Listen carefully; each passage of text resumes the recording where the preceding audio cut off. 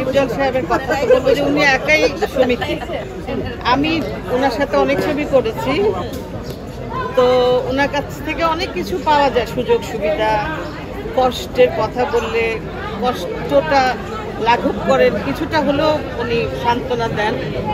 তো ডিপজল সাহেব একাই কিন্তু একটা সমিতি। আমি সম্মান দিয়ে বললাম ডিপজল ভাই, নায়ক ডিপজল, আমার নায়ক। আর গন্ডগোলগুলো কি জন্য হয়েছিল আপনারা ওগুলো খতিয়ে দেখবেন, আমার অনুরোধ। ভোটাভুটির পরে কিন্তু হয়েছিল, আগে কিন্তু হয়নি। খুব সুন্দরভাবে ভোটাভুটি হয়েছিল, ঠিক এমনিভাবে। মিলন মেলা তো মিলন মেলাই সব সামনে থাকা। আমি ম্যাডামকে দেখছি, আমি একজন পার্সোনালিটি সাহেব সাহেবকে দেখছি।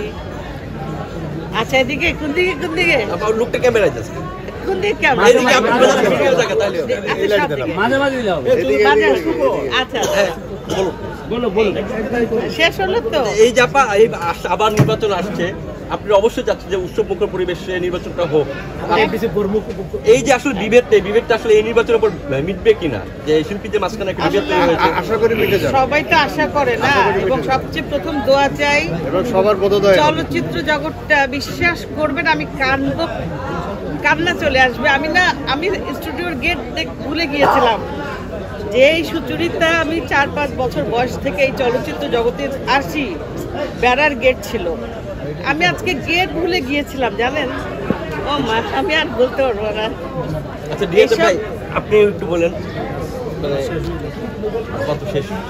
হ্যাঁ, শেষ করলে শেষ। আর কারো কোশ্চেন আছে? কোশ্চেন আছে? কারো কোশ্চেন? মামুন বলো।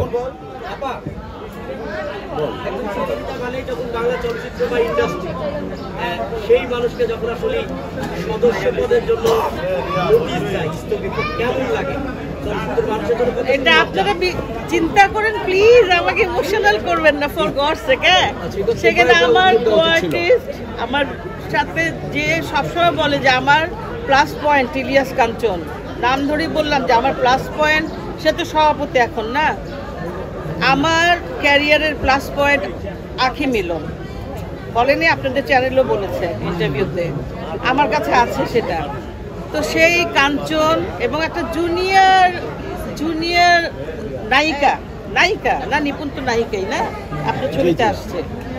তো সেই নিপুণ কাঞ্চন সুচরিতাকে সদস্য পদ, রুবেলের মতো একটা শক্তিশালী নায়ক, আলাদা ধাঁচের হিরো, সে তাদেরকে সদস্য পদ থেকে বরখাস্ত করবে। আমি তো মানে I can say sorry, I am sorry, the end. Okay bye. Okay, আমি আর পারবো না।